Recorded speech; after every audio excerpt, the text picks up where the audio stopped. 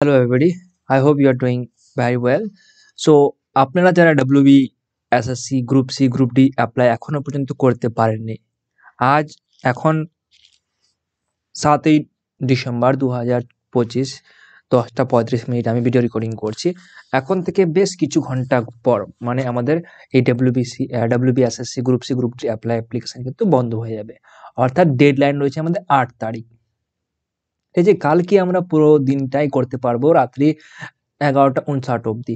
আজকে পর্যন্ত অনেকেই কিন্তু করতে পারেনি। আমার কাছে একটি ভাই মানে কিছুক্ষণ আগে আসছিল যে অ্যাপ্লাইটা করে দে দাদা। কিন্তু আমি দেখলাম যে ওই ডব্লিউবি গ্রুপস যে ওয়েবসাইট রয়েছে সেটা কিন্তু ওপেন হচ্ছে না। এখানে মনে করুন এই ওয়েবসাইটে আমি যাচ্ছি।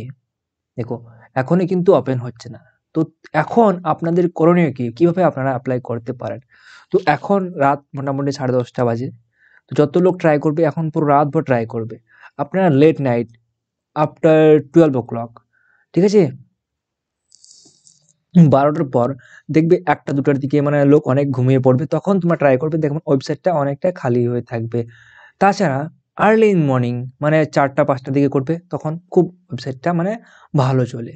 বা তখন মানে মানে যে এটা থাকে না মানে ভিড়টা কিন্তু খুব কম থাকে। তখন কিছু সংখ্যক লোক জেগে থাকে, তারাই কিন্তু করে। তো সেই অনুযায়ী আপনারা লেট নাইট ট্রাই করুন।